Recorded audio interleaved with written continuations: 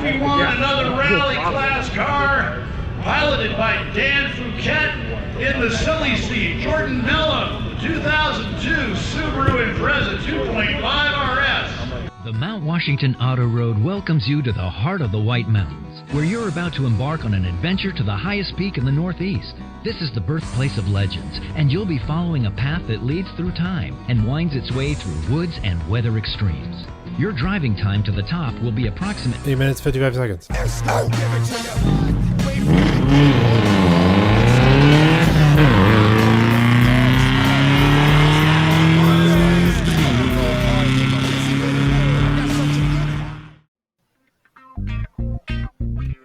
All right.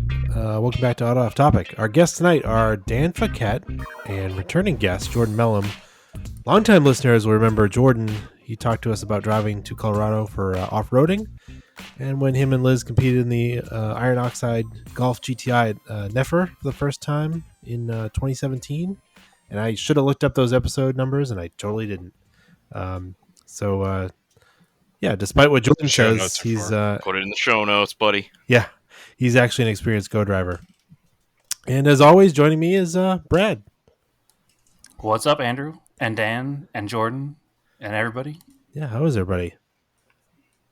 It's a lovely night to talk about cars and racing and this, that, and the other thing. Yeah, first time on the positivity, positivity right out the gate. I like it, Dan. I like it. Hey, we're only we're like a week past Climb to the Clouds. So 3 weeks past New England Forest Rally. Yeah, so we figured it's a good time to talk about this stuff. It literally already feels like that was last year. Yeah, I got confused this weekend of how many weekends ago Mount Washington was. It's just, it's so crazy going on. I feel like July this year felt really long. I don't know if it was there 5 weeks in July or something? It just felt super long. Probably because it rained every day. No, this year is the year that July had 45 days. Okay. So you're good. It's like a leap year, but extra kind of a thing. Yeah. And we just did in July. Yeah. It's a nap year, not a leap year. Yeah. It's fine. You understand, right? I understand. Yeah. Cool. So I could explain the joke. Go ahead. Yes. Move on. Well, we all know, as well as to talk about it real quick, we all know, we talked about it last episode, that Travis Pastrana, destroyed his own record. But there was other people racing there, too, at the same time. Believe it or not. I don't believe it, because I believe it wasn't the same time, Andrew. I believe it was all one at a time. It was one at a time, but there were other people there. It didn't seem like it, because you only saw the video of just Travis Pastrana, but it wasn't just I'm sure we'll talk about that in this episode, but unfortunately one of the issues with coverage of any of these events is that so much coverage is afforded to the biggest name and the top star and the fastest car that the general public doesn't even know about. These guys that are spending their own hard-earned money like Dan and Jordan just to go up and have fun and set their own times. So that's part of the reason that we like to have the local competitors on and talk. It's not just because Travis won't come on. It's because we actually want to talk to Jordan and Dan. So get them a little more exposure, I mean, the whole thing is like a Subaru PR event, which is cool. It's really a commercial that we just get invited to. While we're shooting this commercial, you guys want to come too? Yeah. Yeah.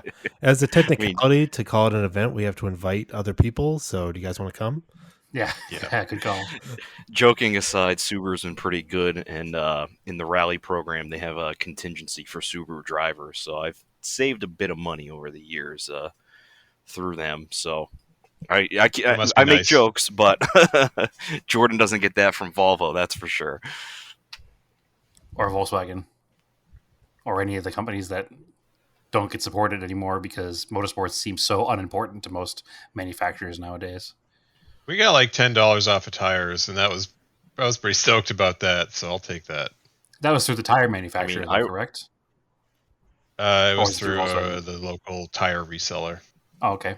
Hey, I think $1 is $1, right? Like Nonak and TJ and company, they're placing and getting tires from Hoosier though, so Hoosier's got a pretty good contingency program these days. Yeah, that seems nice. That's excellent. They don't make 14-inch tires though, so we've never been able to really mess with them. Yeah, Time I for the bigger mean, wheels. we joke, but we we do like Subaru because at least they participate. Unlike Yeah, our that's other what I'm favorite saying. car Like company that doesn't do anything. it's awesome that Subaru is still so involved in American Rally, because all of the other companies see American Rally kind of as a pariah for their money. They don't want to put any money into it because they're not going to get any money out of it. But Subaru's whole thing is selling all-wheel drive cars to people to do all-wheel drive car things, so it just makes sense. But Yeah, so you it's guys good. wanted crossovers, right? Because we get crossovers. That's everybody else. I feel like Hyundai could do some cool stuff with ARA, with like the new IN or whatever it's called, little hatchback. They probably Yeah. could, and they have a history in the U.S. of doing rally. Yeah, with Mitsubishi parts. Hey, I that's think- how they got their start. Yeah. I just think that it would obviously be awesome to see other manufacturers get involved, but they won't get involved until there's more exposure. But the catch-22 there is there won't be more exposure until they're involved. So it's kind of you're not going to win that. You know, there's hundreds of thousands of NASCAR fans every weekend that go watch Chevys and Fords and Toyotas race, and we're just not going to get that kind of exposure in rally in America unless there's some big sweeping changes. But I was don't know what those excited big that sweeping Yokohama changes is a are, big so. sponsor. So, because we like Yokohama tires here, so really, I'm really pushing hard for that Yokohama sponsorship of the podcast. But anyway, All right. So, how do you want to start this thing today, Andrew? You got some questions we're going to ask Dan and Jordan. We got have some things you want to get into before that, or just jump right into it? We're just going to jump right into it. I like getting right to our guests. So we already know a lot of Jordan's history, and I'll have to go back and I'll look up those episodes. But we haven't had Dan on the show yet, so I thought Dan could give us like a quick motorsport history, how he got into it, and how you got to driving up Mount Washington. Well, it's a roundabout story, so get cozy, get your blankets, get your cocoa, because we got some history to go into. So, obviously, raced Mount Washington this weekend. I've been a competitor in the rally community since, I believe, 2013, and volunteered before that years ago. And I run, obviously, Subaru we talked about. It's a 2002 Impreza RS. So while I converted it to a stage rally car in, the early, 20 teens, it's actually my first car. I had it since like 04 and started out in autocross. Autocross is basically a parking lot with cones, for those who don't know, and you race around the cones and you get a time. And you get, 6 to 8 runs a day. You can, do your time. So I started that when I was in high school with the same car. My dad said, get your ATV helmet. We're going to do this. I believe it was like the Portland Main Mall or like the Wyndham Mall was one of my first events. So started out as tarmac, drove the car to high school. No big deal. Went off to college. And, in the summer, when coming home and working, I'd hit the autocross as I could. Still know a lot of great people from the autocross community who are, in the rally community and the other, this, that, and the other thing. But in college, got on the Subaru message boards. The Subaru community was real, in the late, early 2000s. Subaru community was all over the place. The WRX, this, that, and the other thing. So, got involved with some local guys where I was going to college, and they're like, hey, come to this rallycross event. Oh, you should get a skid plate for your car. Oh, let's just take a drive down some of the logging roads up here and, get out in nature. And, one thing led to another, and I'm ordering a skid plate and, bombing down some dirt roads in my Subaru. And, then, okay, hey, come work, the Team O'Neill rally. And I go down for that and work timing. And then the New England Forest Rally, based out of Sunday River, is my home event, and that's a 2-day rally. I started volunteering for that. Ended up, being a spectator marshal and then doing timing. Realized I wasn't really into doing timing, and I said, to some friends, hey, next year I'm going to run this event. And everyone's like, yeah, sure. Over the winter, I sent my car out for a cage. In February, get the car back, and we're putting the seats in and doing some wiring with a little space heater. And, and in 2013, we did our first New England Forest Rally. 2-day rally. So I went from having no experience at all to jumping into this big, expensive 2-day event. Whereas, regionally we have, kind of a feeder series now where we have cheaper 1-day events called rally sprints and, rally cross, which is you can use your street car. And I skipped all that and I just went all in. So that's like the quick and dirty on my motorsports background. If you guys want to prompt me to elaborate further, I'm happy to do that. So prior to getting into motorsports, did you have an interest in cars that came from anywhere, family, or just yourself? Or was it just kind of you had a Subaru and you learned Subaru things and you got into racing through Subarus? Yes, but also no is the best way to answer that. So I'm kind of weird where I don't care about things if I can't do them. So, like, I don't follow the WRC because I can't participate in the WRC. It's not feasible. I don't care about NASCAR. I'll never participate in NASCAR. But, I got my first car, and autocross, I could do it.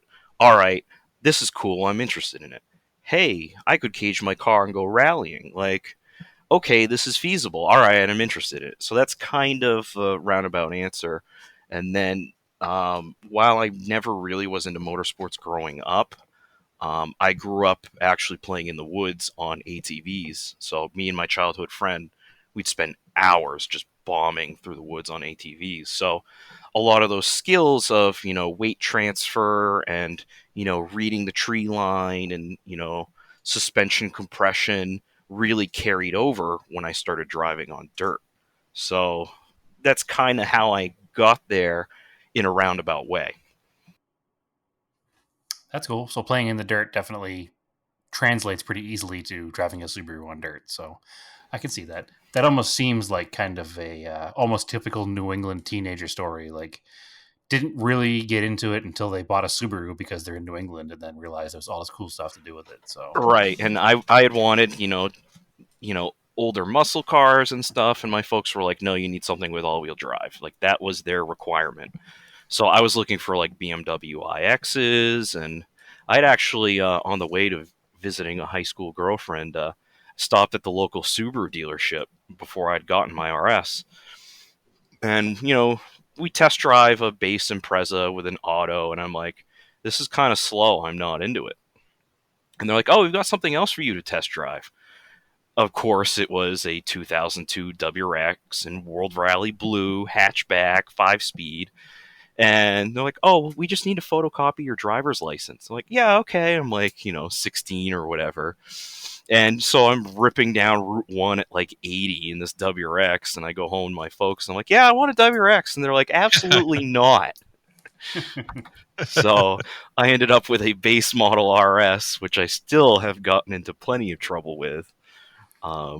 And surprisingly, one of my street cars is a 2002 WRX hatchback that I got. So I got to have, the race car and the kind of the one that got away as well. And it was also our rolling spares package for Mount Washington, should we need anything. I do like how your parents pushed you into a Subaru to keep you safe, and you're just completely going to race it up Mount Washington. You're like, nope, I'm out racing the car anyway. Fine. You want me to be safe? I'll do unsafe things in a safe car. It's cool. Yeah, I'll show you, Mom and Dad. That's Which awesome. is funny because both my folks were at Mount Washington, and my mother had never come to a race event. She'd never been to a rally, nothing like that. But it's like, how often am I going to do Mount Washington? So she showed up and was like losing her mind, watching the timing board. And anytime there'd be a delay, she's like, "Oh no, he's gone off." Like, meanwhile, you're standing next to her, going like, "Nah, Mom, I'm cool. It's fine. I'm right here." Yeah. That's excellent. That's a neat background to get into it, because because Andrew and I and Jordan also, I think, has a similar story. We're like, we grew up kind of liking cars, and then kind of found our way to this kind of similarly, like looking for daily drivers in New England. You're not going to wind up with the muscle car or the Porsche that you wanted. Right. And I grew up with a Porsche poster on the wall playing Yeah. Need for Speed Porsche Unleashed. Well, Yep. those cost money and they suck in New England in the winter. So Right. Yeah, no good. So how do you go from rally driving to Mount Washington hill climbing? Like, was there a goal to do this? It just kind of come up. What was the? So Mount Washington is what, every 3 or 4 years since it was resurrected about a Roughly. decade ago. Yeah, scheduled for 3, but in the obviously in the timeline we're on right now, it was 4. Right. So I had kind of wanted to do it anyway. So when the entry dropped, and for those who don't know, it's not like the New England Forest Rally or Rally Event or the Vermont Hill Climb Association where you just go on motorsports.reg and you enter an event. Mount Washington is not like that. You basically submit a resume and cover letter and pictures. So I think it's the oldest hill climb or the oldest motorsports event in the U.S. And you're basically like sending in your resume and applying, and a committee is making decisions. So I'm like, you know what? I probably won't get in because, I haven't done a lot of hill climbs despite a decade of rally. The rally class is pretty saturated. It's another Subaru on the entry list. But you know what? I'm going to toss my hat into the ring. And if I get in, maybe I'll turbo swap the car, whatever. And so I just, tossed my entry in and, sat on it for 2 years. So you entered it 2 years ago? Like when it... So after like 17 or when they opened it up? Right. So I believe 2019, I believe Reg opened, and it was supposed to be 2020, but due to current affairs, it was pushed back a year. And so my entry was kind of just chilling, and again, due to current affairs, the Canadian border was closed. And so a lot of people in Canada still had their entries in. And with the border closure being kind of up in the air, the Canadians still left their entries in. So it's getting to be a few weeks before the event, and all the Canadians with the new news pulled their entries. So a bunch of U.S. guys rocketed up on the entry list, me, myself being one of them. So what was it? I believe 3 weeks before the event, Jordan and I are heading up north to go for, I believe, 3 nights, camp on an island and go fishing all weekend. So we meet at this park and ride, and, I checked my email, and it's like, are you ready to run Mount Washington? I call the guy, the organizer, Howard, I'm like, I'm about to be on an island on vacation for a weekend. Can I have the weekend to talk to my folks and see what we can throw together? I'll give you a yes or no Monday, Tuesday, and was super cool about it. So first person I see after saying, hey, you're in for Washington if you want it, Jordan pulls in. We've got our boats on the roofs of our trucks, and we're getting ready for vacation. I'm like, hey, Jordan. I'm gonna do Mount Washington, and Jordan, right away jumped in and accepted. Hey, you need a co-driver, I'm in. So all right, driving up to the an extra hour to the lake. You got all your beers in the coolers. You're ready for a relaxing weekend, and all that's on my mind is, okay, I gotta get tires. My belts are expired. I've got a navigator. What are we going to do for lodging? What are we going to do? This, that, and the other thing. And so we end up talking the weekend, and most of the people camping with us ended up being our team for the weekend. My lead service guy, my friend Ryan, who him and his dad took care of a lot of logistics and lodging.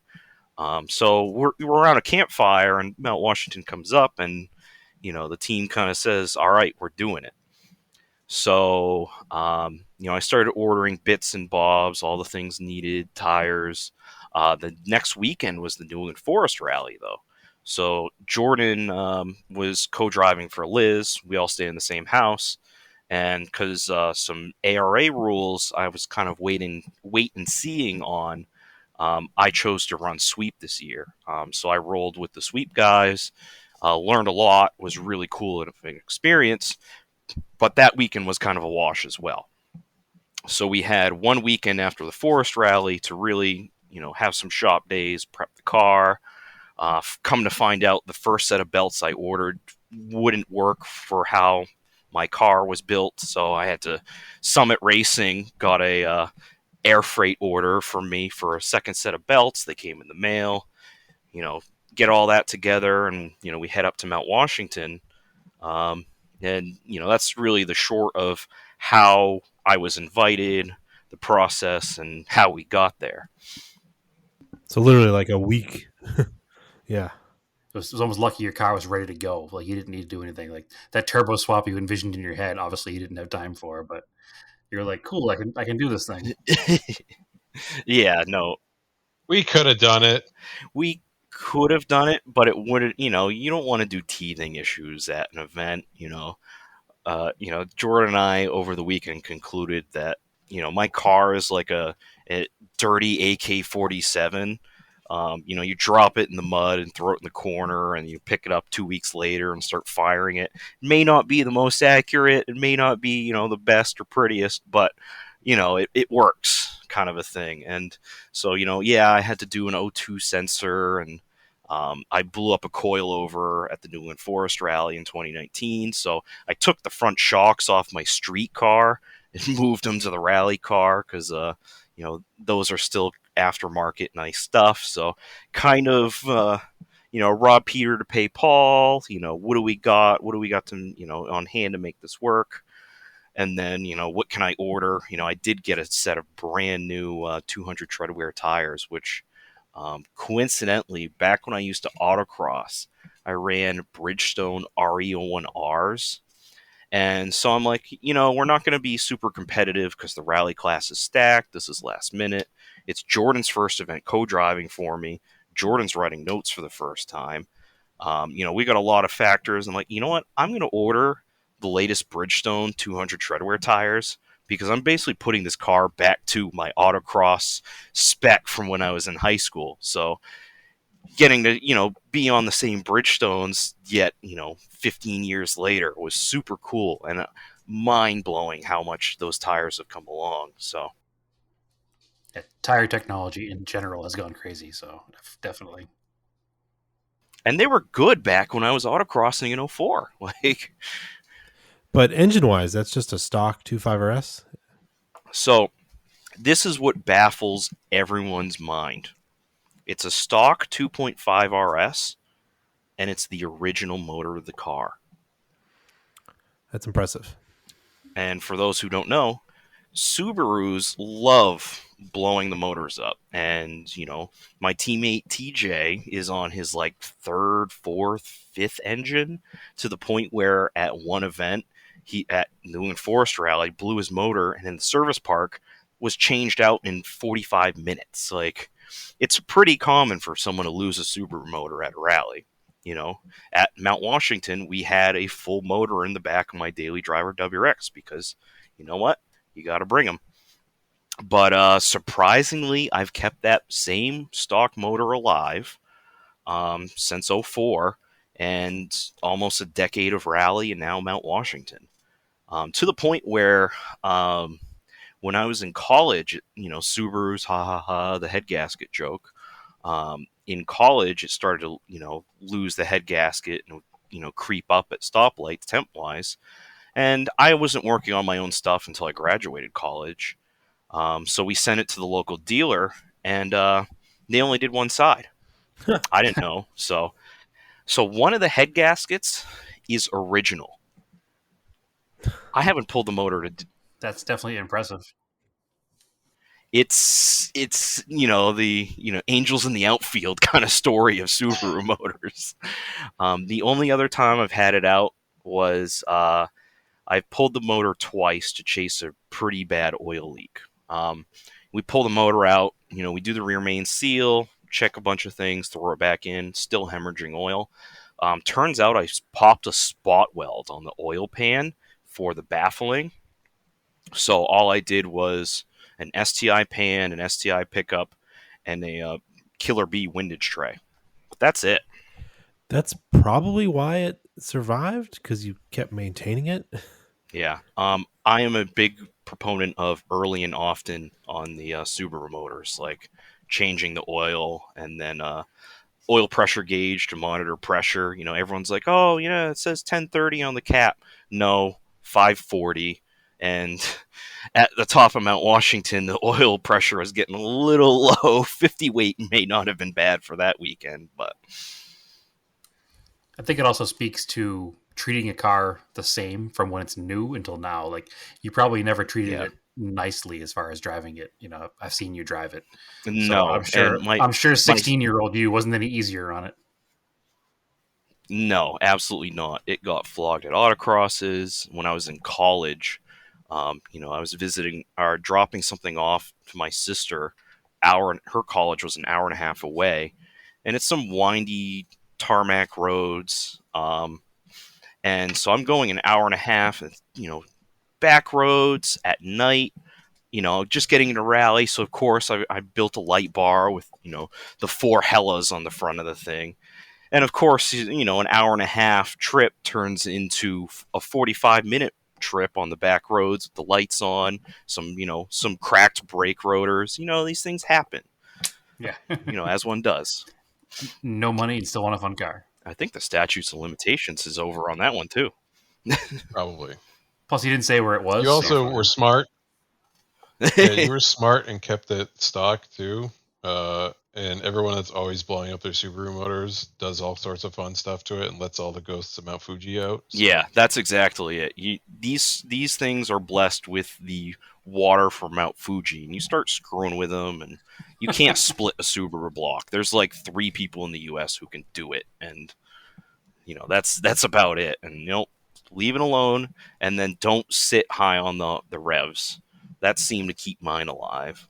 But Mount Washington got a lot of revs because there's no choice going up that hill. Yeah, my WRX never had the heads off either. Mine didn't either. Yeah.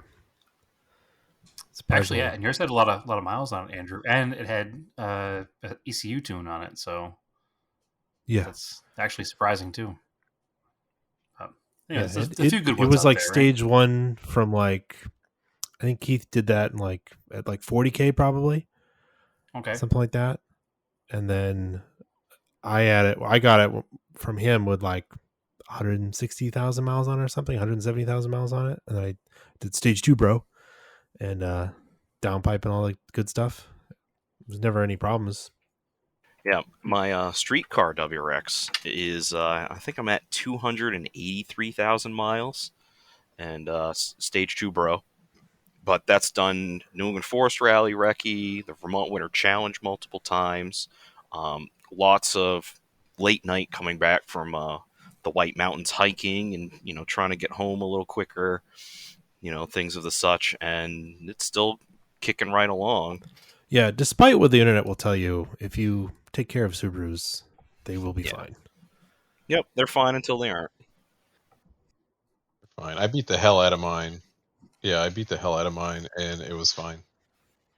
I mean, we get it with Mitsubishis all the time. There's some garbage out there, but Mitsubishi especially, we always tell the story of the Mirage that we beat the ever-loving crap out of for 15 years, and it never let us down. Really, it was always working. So it's all in how you maintain it and how you treat it, and you'll have a good car for a long time. But your particular Subaru, Dan, is definitely reached almost legendary status in New England. Yeah, we're really at the really shallow end of the bell curve on that thing. I was fully expecting that motor to go at Mount Washington.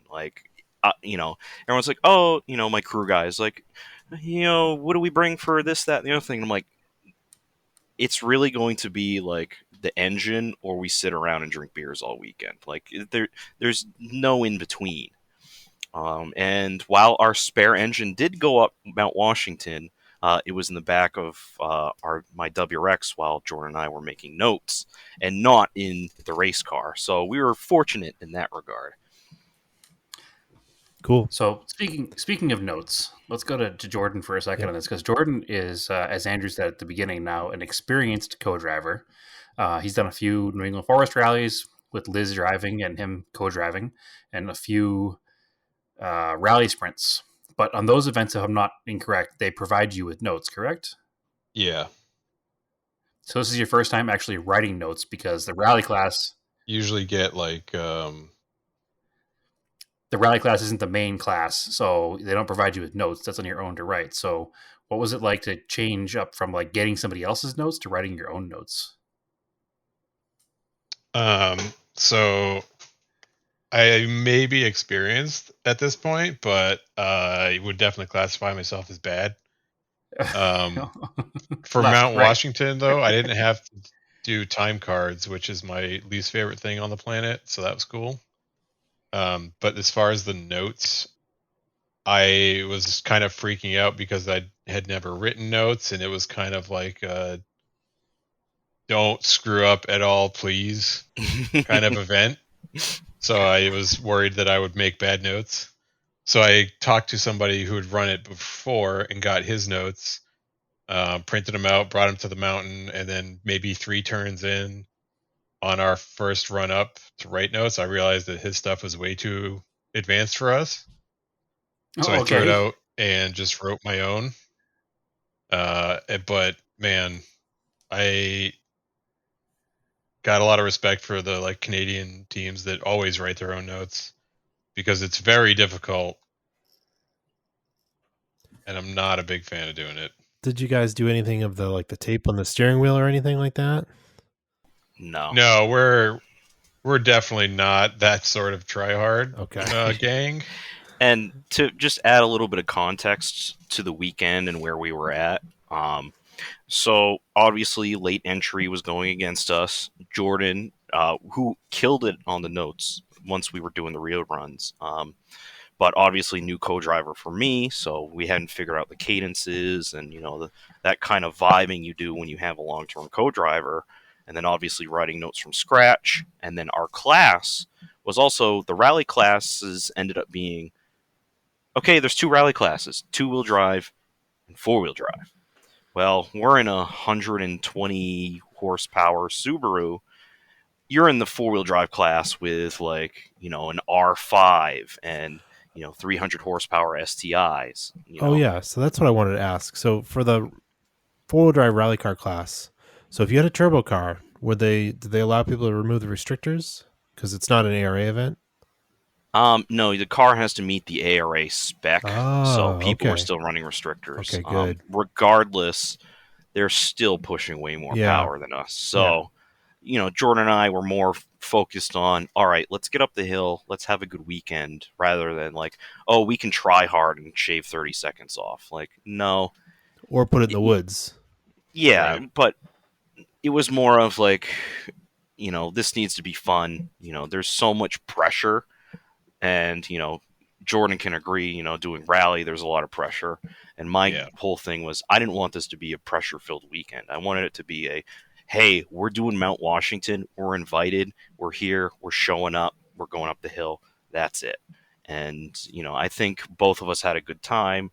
Our times were respectable. We did all right. But it was that kind of mentality. So, the pressure of Jordan, you've got to kill the notes on, the first try. Nah, that wasn't really what we were going for. So, didn't mean to, step on Jordan talking about pace notes, but it's the context of where we were at, kind of mindset and what we were working on for the weekend. Yeah, it's kind of like you can't win the event because you're outclassed, even the best driver in the world. Not that you're not a great driver. I'm just saying, even like a professional, right? Travis Pastrana could not win your class in your car based on other cars in the class. Travis would have been like, this thing, just flat the whole time. Like, this thing sucks. Like, yeah. So what I'm saying is that you couldn't win the event. You could only lose. Right. So let's try not to lose by going off the cliff and, right. So all dying and never doing it again. So let's dial it back a little bit and have a good time. We had a lot of fun, and it was a super enjoyable event versus, getting all wound up trying to min-max everything. So then for the notes, do you write the traditional notes that you would use for a rally? I Or uh, did you I make your own up? I did a little of both. I basically Dan drove up the hill really slowly, and I used my little GPS odometer, and then started like writing off, right two, right three, left three, whatever, and adding some weird little notes for myself based on like, all right, here's the bridge with the sketchy tires piled up in front of it. That I use that kind of stuff for when I get lost in the notes, which happens kind of a lot. Especially on the top half of the mountain, I had some issues because I wrote too many notes when it should have just been like, all right, the road squiggles for a while, go flat, and then in 500 meters, there's a sharp left too. Right. And, with the extra context of rally, yeah, you have elevation changes, but, you have a lot of flat sections where you can carry some speed and, okay, you got to stick your corners. A hill climb is different where you're fighting the grade the whole time. So while the notes of, on a rally where there's less grip, more speed, you're not fighting a grade, okay, we've got to do every little bit of the road. On a hill climb, you have an exponential amount of grip, way less speed, and so it becomes a more of you got to thread the line and carry that momentum. So the notes became more important of, okay, the severity of the turns and the corners. We got to stick those. There's some sections where you're kind of, threading the car through, but you can see for, a good 500 feet or something. So in rally, both of us being rally guys, you're like, oh, we got to note, note, note, note, note, note, note.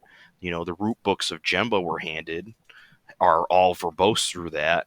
And over the weekend, it kind of became a less is more. I know, Jordan, you went out with Chris a few times and edited the notes. So Yeah, that was also difficult because we got to the top half of the mountain where I was having trouble with the notes during practice runs. But the entire mountain decided to be completely obscured by thick fog. So I lost the ability to actually read the road and edit my notes correctly. Whereas on race day, it was clear as can be. yeah, we had a Yeah. Blue Jay day up on the whites. But it worked out really well, though, because like the two trouble spots Jordan had, he's, the top of the hill. And then there was a transition point where we had practice day 1 and day 2. So obviously you edit your notes in the practices. Well, you can't really, we didn't practice that overlap. So there were like 2 spots where, and what worked out perfect was I kind of have a photographic memory. So going up and down the mountain on, Thursday after Reg and Tech worked out fine for me. And so the spots where, he'd get a little light on the notes, I'm like, I got this. Like, and you thread the needle right through in the middle section. And then we get to the top where Jordan would get a little unsure. I knew it was a left turn. And after that left turn, there were no drop-offs. So all like the scary don't mess up stuff was over with. So I'm like, all right, cool. This is the part where we're just flat and waiting for the, the checkered flag finish. Like, so it worked out great where, I kind of read into, okay, he's unsure about this section, but I know I can be confident here, and he's confident about the places where we can't screw up. That's really where it matters. Yeah, interesting, because there are parts that you could kind of drive the road, because it is kind of like flat sections, but then there's sections just even going up at like a normal pace, like the normal 25-mile-an-hour limit. You're like, wait, this feels like the part I was just over. So, yeah. Yeah, there are sections that kind of deja vu into themselves where you're kind of going up. I want to say it's the northern side or whatever. So there's a lot of lefts. All your drop-offs are on the right, except for when you come out of Signal Corps, which is this little twisty bit, into the Cragway. The Cragway is the dirt section. That's the only side with left exposures. But there's only, I want to say, like 6 turns that I had notated in my head where these are the important ones where you need to bring the speed down and stick the corner. Obviously there's other sections where you got to thread the car through and your wheel placement is very important. But when you start breaking down corner by corner, section by section, it gets real technical. And, I've got to attack this corner like this. And suddenly those drop-offs, don't matter as much. It becomes a kind of a pre-recorded, like an ice skating dance or something like that, where this corner has to be like this.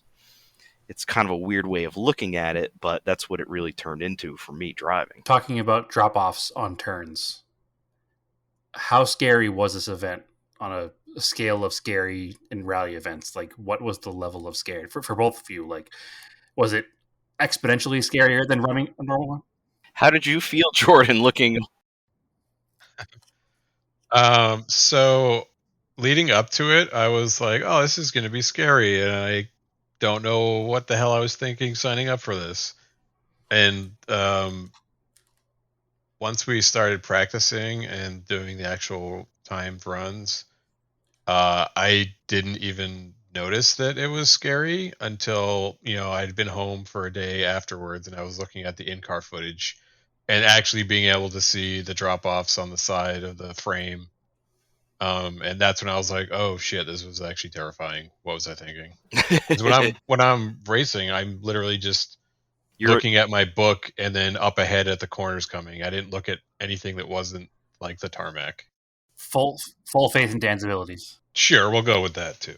I mean, I've got a good resume, so he jumped in and was awesome about it. But on going up the hill, Jordan, in like the WRX for scouting the roads and the van, and then with Chris, you obviously had more time to look around. So yeah, I actually forgot about the van. The van was the scariest run up the hill by far. The van was actually really good for me. So a little bit of backstory.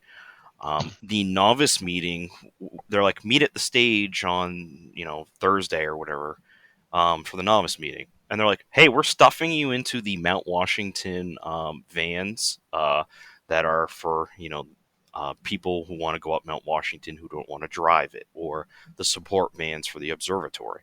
So they stuff us all in vans, and more experienced competitors are driving the van and, kind of having an orientation. So we had a guy driving the van. Well, first of all, we all pile in, and, it's 3 rally teams. Driver, co-driver, driver, co-driver, driver, co-driver. And rally people are a very interesting sort, where we kind of have this like sardonic, like dark comedy. Like, we're always trying to make jokes to take the edge off, and not taking things seriously. But when it's important, we ask the poignant questions. So Jesse Witzel is making jokes about how we couldn't have dogs at the event, and all these stories and jokes. Hey, that would be a really bad place to off. And so we're all in this van, and the guy, Timothy, I can't remember his last name, but he drives a Sentra, and it has about the same power as my car, but front wheel drive. He's more gripped up. So for me, him talking about, I'm flat through this, I'm flat through that, I'm flat through this, I get punished by, losing momentum here.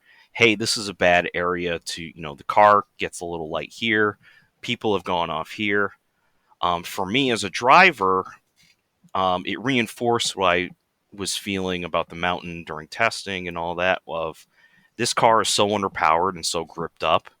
It's hard to make mistakes, but obviously, you should be prudent, but, you need to trust the grip and trust the car. But also, the momentum thing, and okay, these are the kind of gotcha spots. So while Jordan wasn't having a good time in that van, looking at the views and listening to us all crack jokes, it really kind of smoothed over what I was feeling about the event, where the car's so underpowered, so gripped. If you keep tidy and are respectful, you'll have a good time, kind of a thing. I think I just didn't like how lifted and wobbly the van was, and the public traffic coming downhill didn't help either. Yeah, and like nobody on that hill can drive a car. yeah, and when we went up in the WRX, I was like, this is awful because the public traffic, like, on testing, we had a blast going up and down because, okay, you get to use the whole road. Going down, I was kind of memorizing the corners and, checking out, okay, this is kind of this degree, this is off camber. And when you can use the whole road and have it to yourself versus you're fighting people on motorcycles or turning around and, people have boiled their brakes off and are in the road. It's a mess. So The guy with the Sentra, I heard over the weekend that he actually was a van driver up there for a while. Is that true? I know he is involved in search and rescue in the White Mountains and has done some hiking. He may, in a past life, have done some driving up Mount Washington, but I don't have the official. Yeah, this guy has worked for, the observatory in Mount Washington, but he's. Yeah, somebody was saying that somebody was saying that he was a very experienced driver because he drove the vans up and down for a living for a while. So again, I don't know if that's true or not, but that would certainly be very well. a neat advantage to competing in the event. I know I've seen him at the last event and maybe even the one before it. So he's well traveled up and down the hill. So he's not slow. No, he's not slow at all. And having him, kind of bestow that wisdom was reassuring for me because I was kind of, Jordan kind of talked about how he felt about the event. I was not looking. I don't particularly get excited about events. Like, I like participating and competing, but the example I use is, you're running the Boston Marathon. You're probably not having a good time. You're pushing it to the limit, and then when you cross that finish line, it's like that. I did it. Or climbing Mount Everest. You're cold. You're breathing out of oxygen tanks, but you're pushing for that peak. For me, racing at the rallies and Mount Washington, is kind of that mindset. But when we went into this weekend, and hey, I want to have fun going up the hill. I've generally don't like rally racing and I'm stressed out all weekend, but it's awesome to finish. Mount Washington was the complete opposite for me, where once we started going up the hill and after both practice days, I was like, all right, this is cool. This is fun. I'm into it. And, it's just something else where, all right, I've got to attack this corner. I've got to attack this corner. And it all just kind of came together throughout the weekend. So really cool experience. And I'm a guy who doesn't really like heights. I can't go, 10 feet up a ladder. So I was really wound up about the weekend. Like, and I'm, if I throw it off the side of the mountain, I've got Jordan with me. Liz is going to be really mad if I do that. So, Liz was like, hey, make sure your wheel is done. And so, we're at the parking lot at Mount Washington, the night before going up the hill. And I'm like thinking about these conversations like, hey, we've got to, there's some consequences for this one. So, but, like I said, once we started going up and down the hill, it just all the pieces fell into place and it made for a great weekend and an awesome event. So, Jordan, is it better or worse driving for somebody who's not your significant other? Co-driving, I should say. I mean, it's a loaded question. Yeah, people always joke about like, oh, how do you guys stay together when you're in that stressed out situation? But like our personalities are just fine where it's not an issue at all. But it's also the only person I've co-drove for. So figuring out Dan's eccentric behavior when he's like in an event and driving was kind of fun and confusing. Yeah, I will be the first to admit I am very eccentric. I like things a certain way, not like craft services, la-di-da kind of a way, but like And Jordan, I'm paraphrasing for Jordan, like, before we're strapping in, he's like a Shaolin monk, and then we finish up for the day, and he's like posting dumb memes and like giggling on his phone and hanging out, kind of a thing. Yeah, So like you that part you calmed him was down. amusing. Well, that's how I operate. Like, I am. Yeah, like he's such a chatty person constantly, and then we get in the car and he's like a stone statue, and I'm like asking him questions and only getting single syllable responses, and I'm like, okay, he's just really focused. All business. Yeah, it's like a mullet. It's business in the front and party in the back.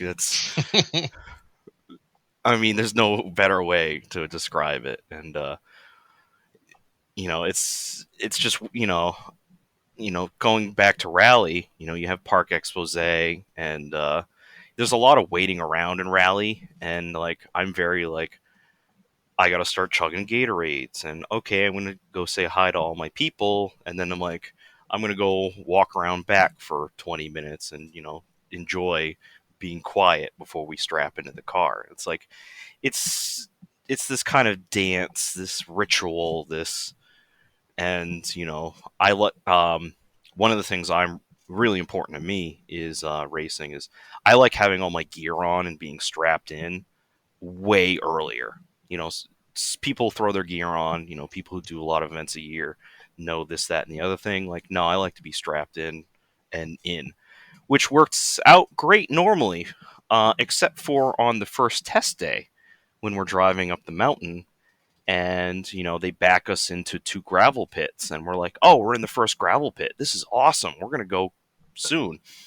And then it's like 45 minutes where we're in an idling car on the side of Mount Washington in 95-degree weather, and they're like, in fire suits. Yeah, I have a 3-layer fire suit, I had the helmet, the head sock.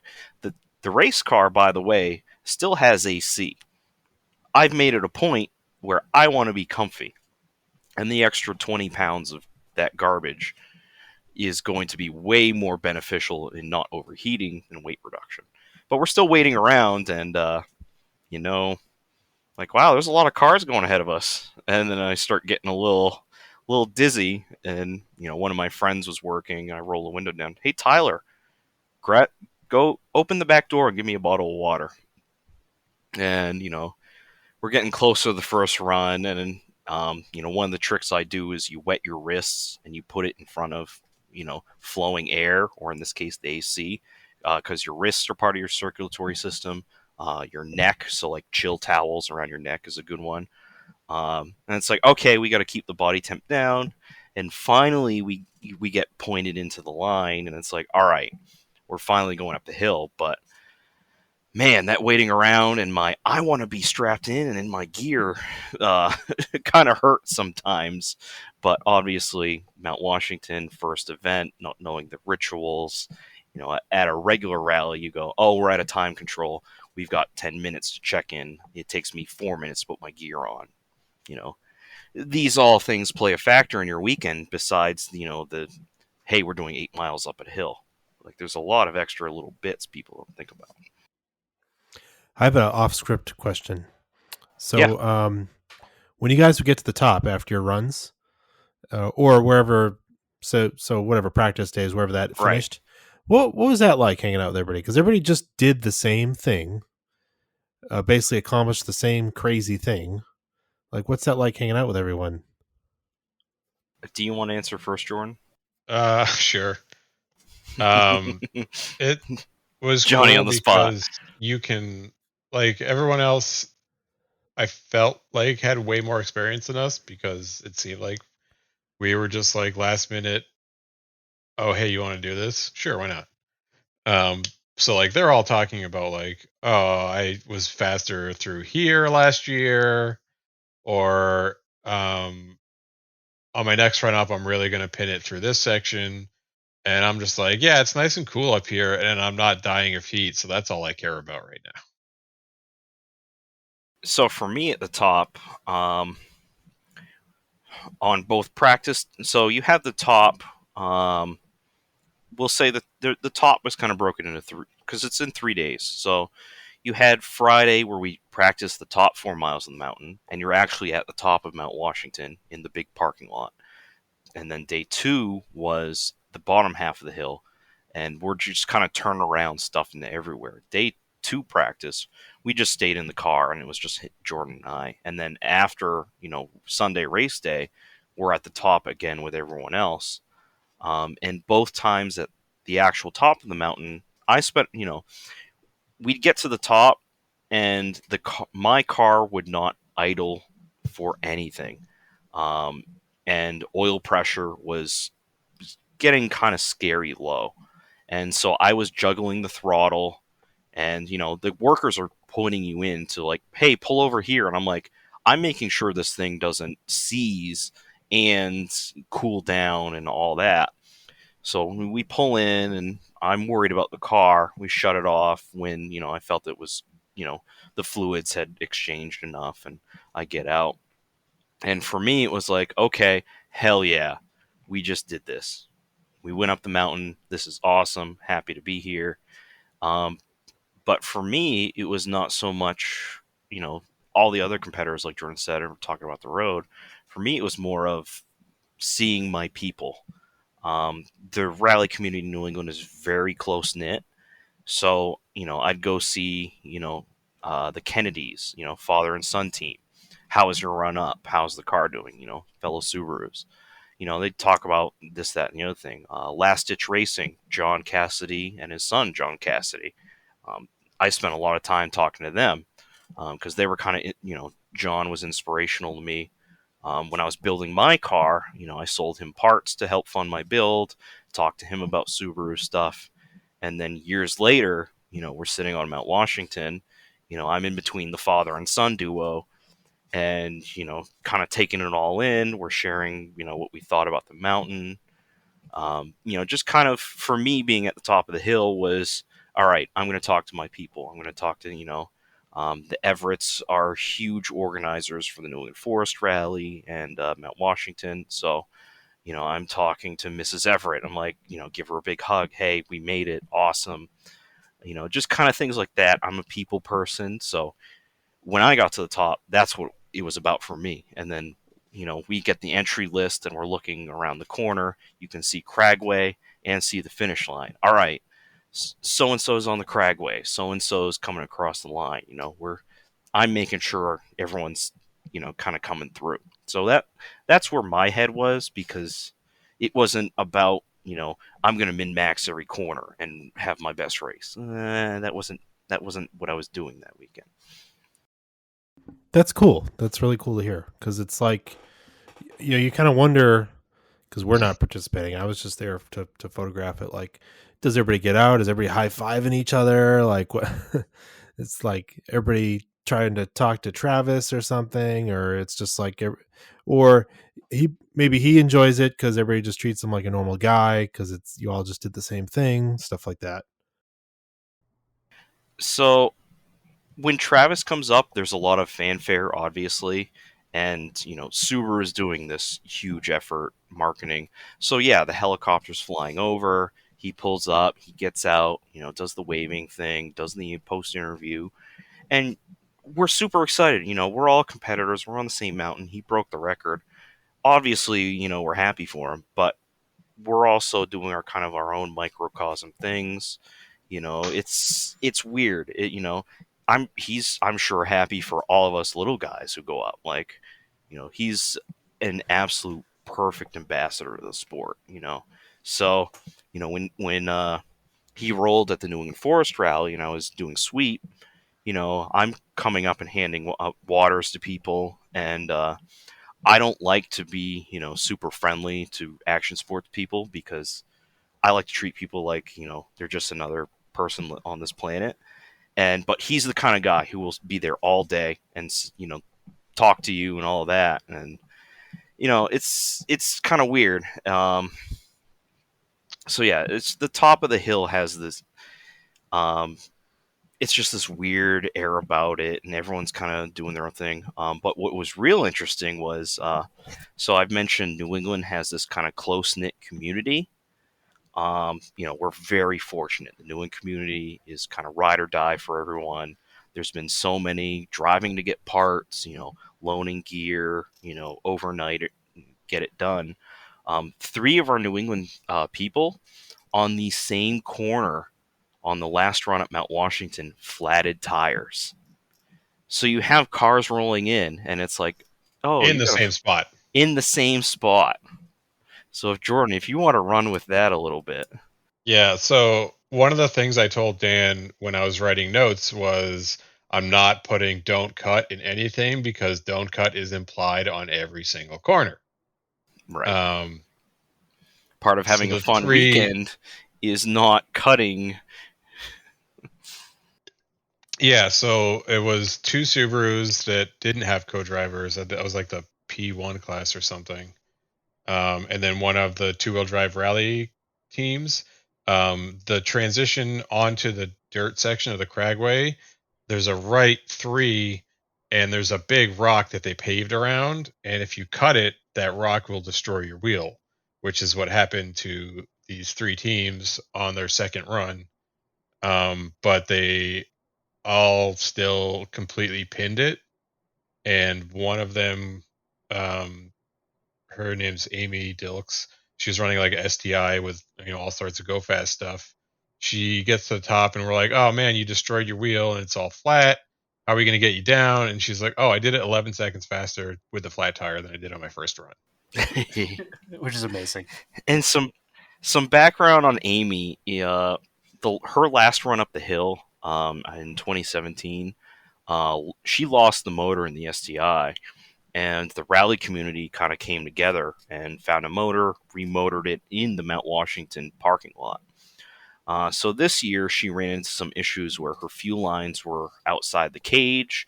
So tech is like, move your fuel lines. So Amy, in all that heat, with a broken collarbone, is reflaring her lines, and my lead crew guy Chris was keeping an eye on her and helping out. Chris is a saint. I owe him so much of my racing career, and he's kind of taken on a lot of my at rally events. When I'm driving, I lord around the service park until things are kind of sorted. We've sorted parts. We've got a work order queue. Oh, you need welding, stack up. And over the years, when I've crewed, I don't go to bed until everything is done. And my kind of team and crew has really taken that on.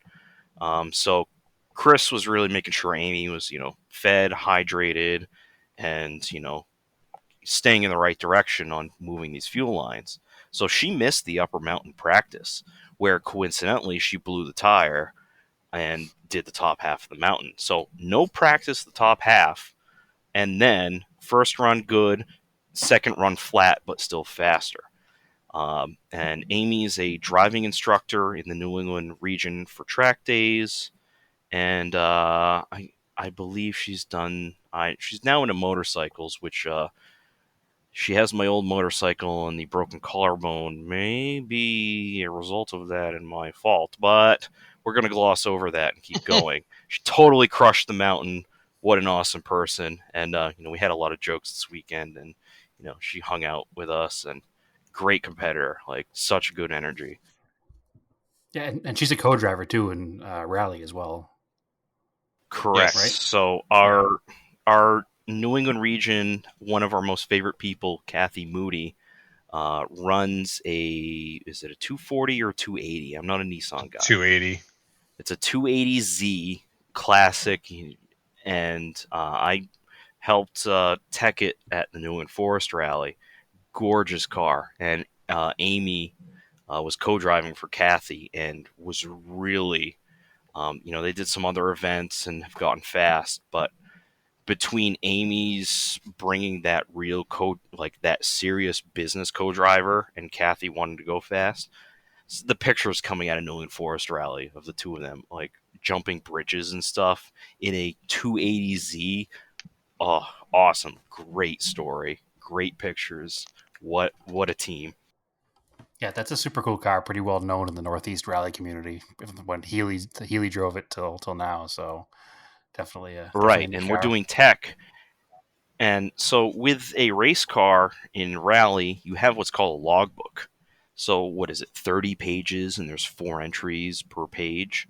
So I have to go and find the second logbook because this car has done so many events. Yeah. And we get a little, some questions at tech, and I go, I've got 2 full logbooks. It was never a problem before.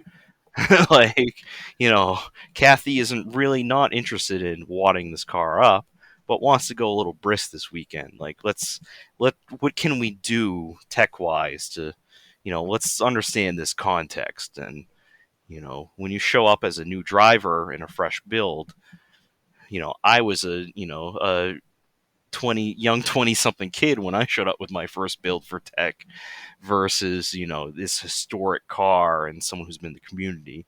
It's the context matters. Yeah, I don't think we talk about that enough.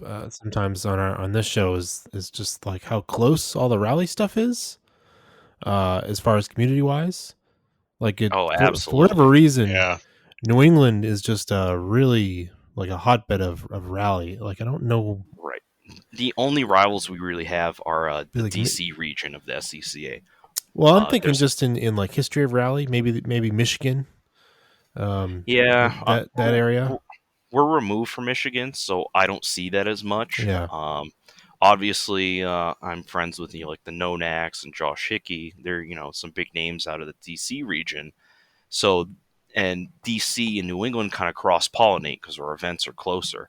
So you can like Kimmett came up, and was setting some real fast stuff in Subarus.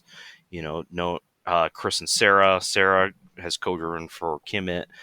That DC region has a lot of that, that same, big names who are going fast. They don't have like a rally sprint that feeds as well, but their rally crosses are more brisk than ours. So when you join the DC group and the New England group, their social media, you kind of see that overlap. And obviously, we don't see the Michigan stuff because we're New England guys. We're not best friends with them. So it's a little bit of everything. It's funny because Andrew and I were pretty heavily involved in rallycross back in the day when that's when Jordan was doing it in his STI, and it sounds like you were doing it too, but I don't think we knew you as well then.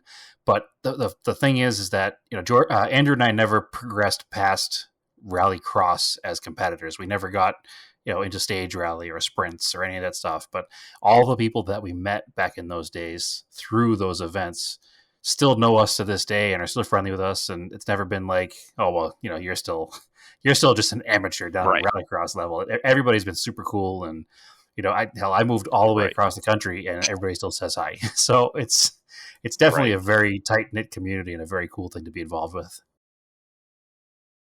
Right, and absolutely. And, I touched on earlier how I ran sweep at the New England Forest Rally. A lot of those guys on the sweep team were in 04, 05, 06 autocross guys here in Maine.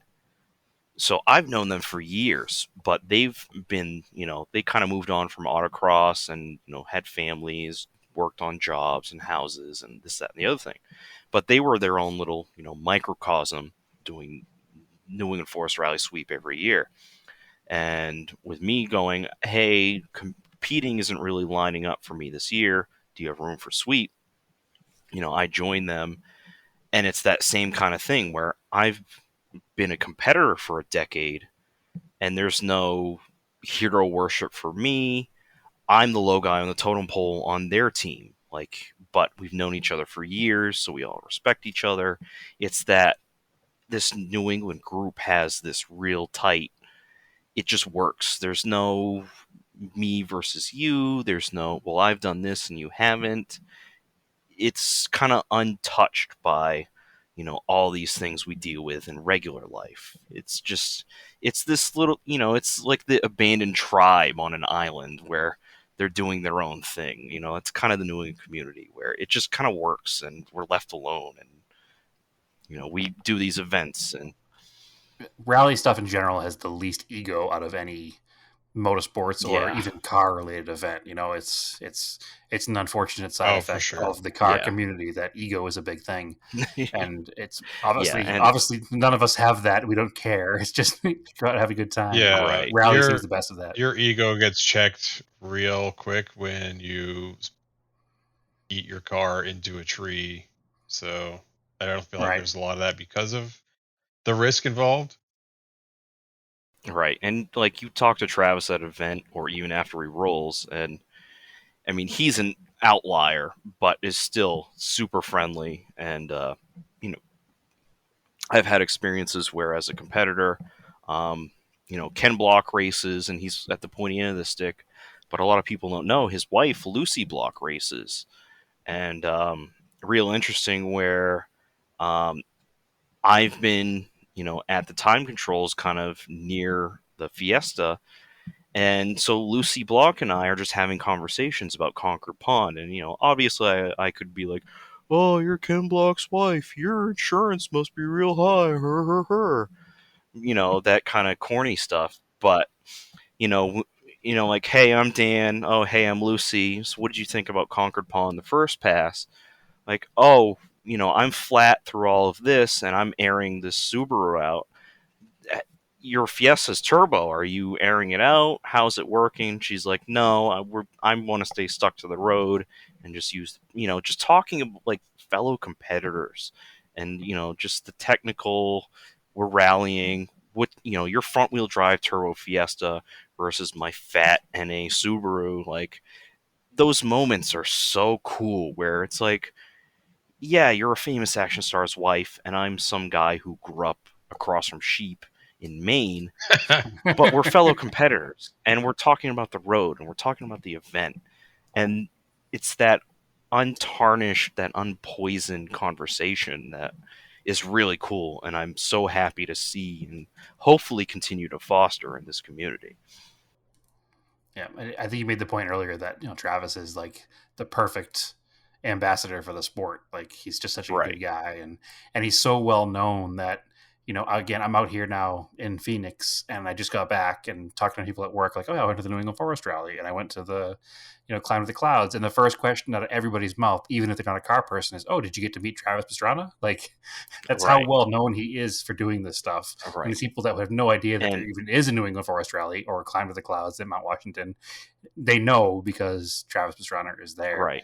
So and and I would get those questions years ago about Ken Block, where Ken Block was in, more in the public eye. Hey, did you see Ken this weekend? Like, hey, yeah, I just spent 2 days, fighting, pushing this car through the woods. And, people don't kind of get that, but it brings people in to the point where I wouldn't be involved in rally if it weren't for Ken Block. I was in college and I saw the Gymkhana videos, and I didn't know the New England Forest Rally even existed. But hey, Ken Block's going to town as racing. Let's go spectate. So for me, seeing this sport over almost 15 years, I'm like, what can we do to get more people coming in? What can we do to get more eyes on it? And, everyone subscribed to the Team O'Neill YouTube channel, knows what Team O'Neill and Rally is about. How do you get those extra eyes? And an interesting sidebar is I have a coworker who's really big in the music industry. He's a concert photographer, has his own band, has a podcast. He's interested when I come back from events, but it's not really, it's not his wheelhouse. And so an interesting development in the last year, is it the lead singer or I can't remember, Def Leppard guy, Vivian Campbell, has been training at the Team O'Neill Rally School, and running a car. So he ran the last rally sprint, ran the New England Forest Rally. So my coworker, being a big music guy, is like, hey, you're working this event. Did you see Viv? And I'm like, yeah, we talked about, oh, I'm a Subaru guy. You're driving the Subaru. We talked Subaru for the weekend because, like I say, I don't like to do that kind of hero worship or blow smoke up people. More of, hey, you're a competitor. I'm a competitor. Let's talk competition.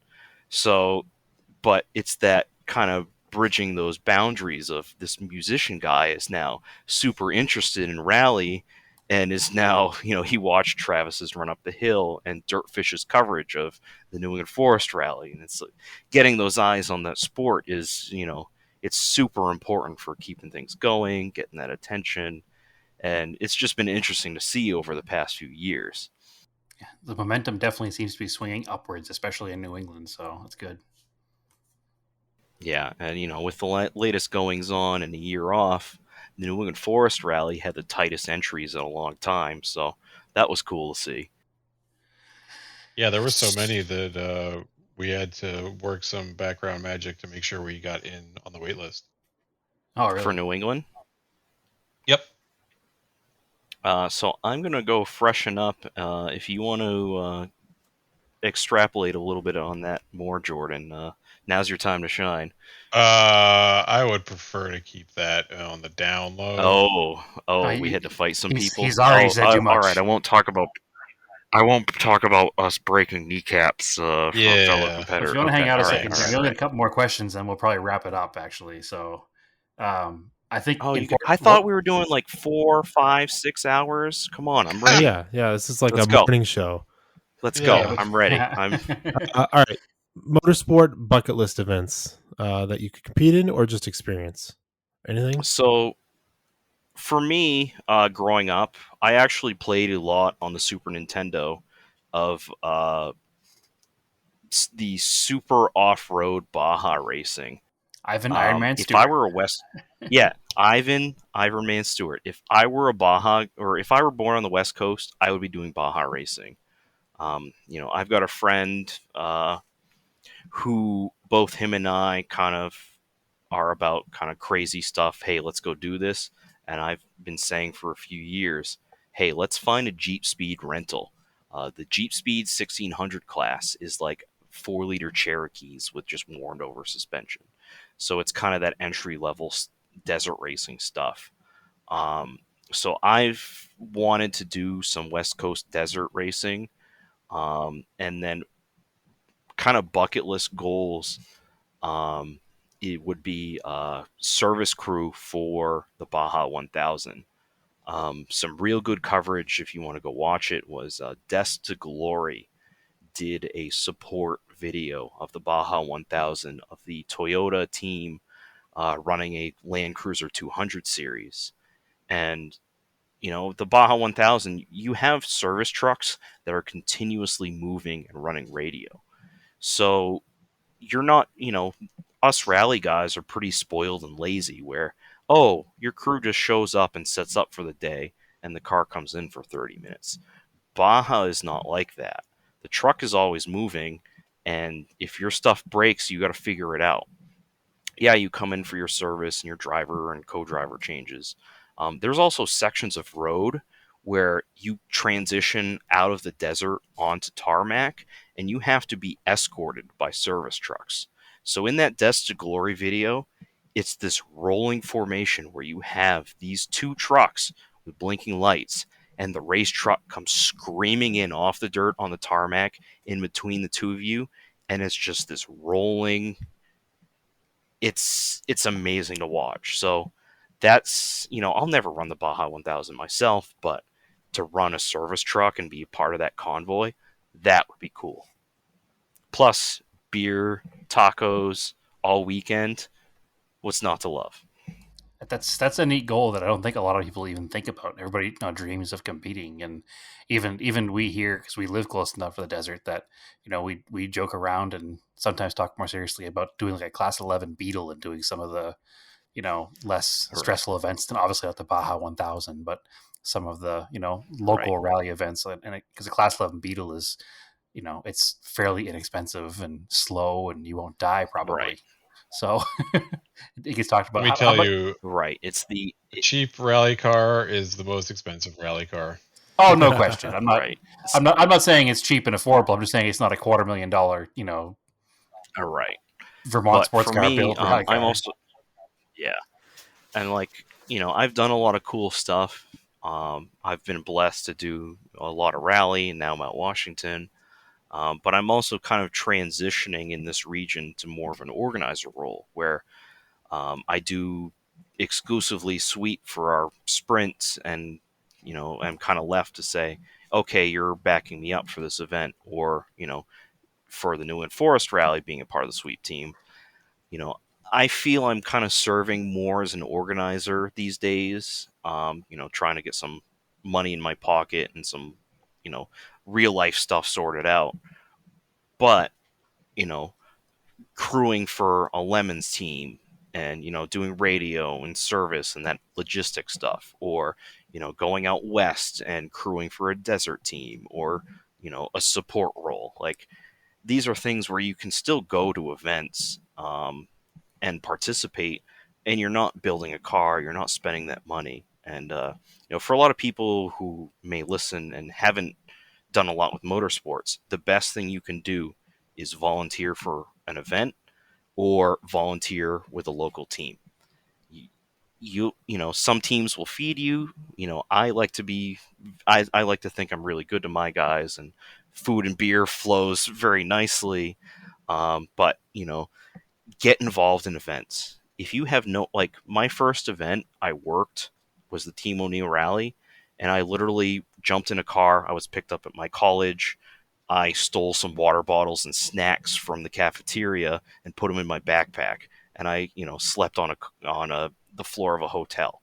But I was there at events, meeting people and doing things. Like, you can be broke as a joke, but you can still be a part of these things. And it's about getting into it and throwing yourself in. Yeah, Jordan and I have done a lot. We've spent a lot of money. We've built cars. You don't have to do that. There's awesome volunteers. There's awesome people. Just go, put yourself out there.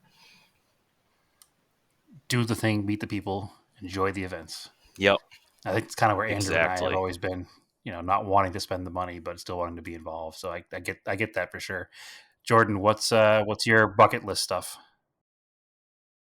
So, Liz and I have talked in the past about really wanting to do Targa Newfoundland, her drive and me co-drive, because it's not super far and it's kind of famous, and it seems like it would be really cool and jive with our big road trip lifestyle. But for myself, I really want to. Well, you guys know that I'm building a Volvo to rally. And eventually, I would really like to stuff it in a container and ship it to the Azores to do the Azores rally, because, it's beautiful there, and that's where my entire family is from. And the rally stages are bananas, and it's just something that I would really like to do at least once. That's cool. I would. Don't they do a vintage one? I don't know if they do a think vintage they do one. a vintage They probably one. do. It's super popular out there and in like Portugal in general. Yeah, but I think they have a vintage version of it that they do. It might be like the weekend before or something, or very close to it. Because the actual event is like all R4s or R5s and R2s, and yeah. But even like if you could rent like an R2 or something to do it, that'd be pretty cool. And even it would be cool. I even recommend a bunch of people that, if you live on the East Coast here with us, like, I would love to go with people again, because I only went with Stephanie and another friend. I'd love to go with some more Americans, because from the East Coast, it's only a 6-hour flight, and it's ERC, it's not WRC, but the vibe is just so much different. Yeah, like so much different. There's probably 3,000 people maybe at the Mount Washington. Maybe there's 3,000 people at New England Forest Rally to spectate, if that. Right. There's like 10,000 people on an island just to watch the rally. Yeah. So, and they're all in one place. It's crazy. Well, it's, and I know that both of you guys have been to, the Azores, and I'd love an excuse to go. So if Jordan, you want to race a car there, that would be a pretty damn good reason for me to go. I could help crew for you over there. But I also like your idea, Andrew. Maybe we should put something together for a even just spectating. I mean, just standing there with a bunch of people, everybody's into the same thing, drinking cheap Portuguese beer. Like, it's cool. Oh, it's the worst beer, and it's so good. I And Tiger Newfoundlands is a legit event too. That's one that I've followed for years. Because you talk about your family coming from the Azores. A lot of my family from my dad's side is from Newfoundland, so it would be up in that area, I should say. Yeah, so it would be definitely neat. Yeah, it seems awesome to go to that event. It seems expensive though. I thought when I last looked it up for entry fee entry fee is like $20,000. It's kind of bonkers. Yeah, that was the one thing I remember. They do they do a smaller version called Targa Bambina, which is like half as many miles, and I think it's only $7,000 maybe, which is still a large amount for us grassroots people. Yeah. But yep, that's a big chunk of change. Right. And it's like, for the New England 4. Oh, we get some sponsorships going. We'll make it happen. Yeah, definitely. And speaking of sponsorships, this episode of Auto Off Topic is sponsored by Raid Shadow Legends. Raid Shadow Legends, the hottest hit mobile game. I don't know what just happened, but we'll let it slide. Did you want me to read the full? Did you want the full script of? No, probably not. No, I don't think so. I think you can tell me afterwards. I saw some conversation about that earlier in the group chat, but I was blissfully unaware of what it was. I mean, who do you have to sponsor the rally car? Because I believe you have a couple good ones. Okay, so this is the story of how I trolled the longest running hill climb and auto event in the history of the United States. So, motorsports.reg has this section where you fill out your profile and you put a picture of your car and you type in your sponsors. So I've filled out my sponsors. I've been really blessed with a lot of people over the years who, I've got a local friend who's a contractor who, for his business, gives me a check for my belts and, hey, this is my marketing budget for the year. And I have a sticker on the hood of the car. So a lot of great sponsors. Sponsors are important. You've got to network. You got to do your stuff. So Jordan and I are on the line for the first pass up Mount Washington. And the announcer, I'm realizing he's starting to read verbatim the sponsor section. So he's like on the teleprompter. He'll read anything. Yeah, pretty much that. So it's like, Dan Fouquette and Jordan Melim, sponsors, Slow is Fast Motorsports. That's my team. ITS Inc., Carnegie and Son Builders, Vacation Land Distributors. And I'm giggling like a schoolgirl. Jordan is noticing me lose it on the headset and in the car because I realized this guy is reading verbatim the motorsports.reg sponsor section. And I had put this in probably 5 or 6 years ago as a joke to kind of fake out my teammate, not teammate at the time, fellow competitor. So it's the sponsors all excited, or the announcers all excited. And yes, TJ's Lingerie Emporium. Everyone's like looking at each other like, what? So I had put, my fellow competitor, TJ Pullen, I had put it in Motorsports Reg in like 2015, 2016 as a joke to try and psych him out and just left it there.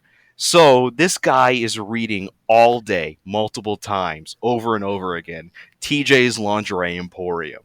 The first time TJ Pullen actually heard it, he was stepping out of a porta potty and was like, hey, that's me. So just surreal. I've got a video of it I posted on Facebook. Just, we're on the starting line, me and my little Subaru I've had since, I was a kid half my life. And I'm at this historic hill climb, so thankful to be invited. And my joke sponsor is read aloud. Like, you can't make it up. Oh, for anybody who knows Dan outside of this podcast, he's known for trolling people like this, so I'm not surprised, Dan. That's quite good. That's quite good. It's not surprising. It's just disappointing. But Jordan and I don't even think it's disappointing. I think it's on brand. It's definitely on brand. We're gonna do some shirts, and TJ's gonna get a free one. We gotta come up with a branding package and make this fake business kind of look legit. And I wanted, some baby pink shirts. something a little along those lines where, the New England people at races will wear, every New England team has a race shirt, and you go to events and everyone's wearing each other's shirts. Well, this is going to just be another shirt in I don't think New England teams buy real clothes. I think they only wear other teams' clothes. Like that's how tight this community is, and we've got another joke to add to the pile. Cool. I think that's it, huh? Yeah. Despite Dan's disappointment, we're not doing 4 hours. I'm satisfied that that's an episode. Oh, I know. Well, you guys want to pack it in? I suppose we can, but we got to add a little addendum. You can, just keep having your own show. No. Brad, we got to do like an extended episode where we talk about Mustangs, because I know you've got a Mustang project. We can talk about it. Yeah, you can talk about it right now if you want. What do you got? Yeah. We'll get a nice 5 liter and a T5 for me? Ship it out this way. Well, so here's the thing. I know you've got a project, you kind of want to more modernize it. So what you do is you find the ratty Fox body, the 302 with the T5. Oh, you got to just get one of those. Oh, that's it. And yeah, you can transfer over, the Ford EFI, but with how cheap Holley stuff is, Yep. Oh, you're no. Yep. You're gonna have to go back a couple episodes, because the plan is a wrecked Fox body 5 liter with a Holley Sniper is the yep. Okay. Is the plan. So that'll be so nice. And then guess what? I know you don't want to spice it up. You probably want to keep it stock and reliable. But some Explorer, GT 40p heads, maybe a mild cam. The Holley will tune for that. Oh. Listen, all these ideas are great and wonderful. I need to find the motor first. And then anybody who wants to come help install all these hot rod parts is more than welcome to. But in the meantime, it's going to get put together and run, because that's what's going to make the most people happy at first. Let's do, come on, pulleys and flows. This is an important project. Yes. This is an important project to get together for Naomi to have her own car to cruise around in. So, her own vintage there is car, that. The significant other acceptance factor is also a thing. It's her car. Yeah. And so, I grew up with I grew up helping Dad in the garage build Mustangs, and my mother complaining about how much damn time we spend out there. So I'm not the best influence. That's not an issue at all, especially because it's her car, and she doesn't care anyway. She wants me to be working on cars and having fun. But I definitely, I'm trying to keep it as simple as possible. You don't want to think a nice, slightly warmed up with 302 is easy enough. Exactly. I'm not looking for a full restoration or like a total, like, what's his name? One of them TV show builds. I'm just looking for a nice, reliable, fuel injected, air conditioned 5-speed car, and I'll be a happy man. Oh, so. That's going to be it. And yeah. And, as much as I'll, joke about, you should do these heads in the KM, scope creep is a real thing. I've gotten into scope creep on some of my stuff. My Land Cruiser is the epitome of scope creep. So, being able to reel it in and get stuff done is important as well. Well, you're better than everybody's favorite LS proponent, Andy, who every time I talked to him was like, "Did you ever swap the Mustang yet?" So, well, let's not get too far. Too many projects. Too many projects. Yep. Yeah, I'm the same way, and I've been trying to get out hiking more, and kind of because I spent my entire 20s in the garage. I put off a lot of things in life, and now I'm kind of on the backswing of things where, okay, I gotta level things off, like to the point where, in the hiking, this weekend didn't really pan out weather-wise, tropical storm, but next weekend I'm hoping to hike Mount Washington, because I want to, relatively close to running the event, hike Mount Washington. I'm working on the peaks. If you go back an episode, go on. I'm not a hiker, but Andy and I and two of Andy's friends, we hiked up about 800 feet of Mount Washington, or 700 feet of Mount Washington, something like that, to spectate the event last weekend, or 2 weekends ago. And let me tell you, I don't know how you would do it any more than I did it, but that's a commendable goal. So in our extended kind of universe, this is our like little social group. You know, the Auto Off Topic guys, Jordan and Liz, Andy. You know, we got a little social group going that's pretty good. And I've been working on the 48 peaks above 4,000 feet in New Hampshire. So there's 48 mountains you got to hike and do them all. And I think I'm up to 31. And Jordan and Liz have done a few with me. You know, to varying degrees of enjoyment. But I was hoping to finish this year, but you know, a lot of kind of life stuff going on. But I'm racing Mount Washington, and I'm hoping to hike Mount Washington relatively soon. Yeah, that's cool. And I'll finish out my list when I finish it out. But getting those two real close together, going up the hill in the car and then hiking it, is going to be super cool. I'm pumped, and I'm watching the weather for next weekend for that. So it's to not wrap fun, things up, but man, where do we guys go? Where do people go to find your guys' pictures and race car stuff and events? And is there a Instagram page we can follow? I am on Instagram, and I don't post too much racing stuff, but I respond to messages and we'll post here and there about the car. I'm slow is fast on Instagram. It's slow_is_fast. And Jordan, where can they follow your rally escapades? Also, usually posting racing stuff on Instagram, and I'm at Ditch Hookers. Ditch Hookers. Ditch Hookers. Andrew? Yes. Works out quite well because he tows out Monteros quite a bit. So it's like, you ditch Double hook entendre. in rally, but you also tow people out. So It's been a minute since I towed one out. yeah, I've been quite well. We're due. Well, hey guys, I've got a spiffy Nissan.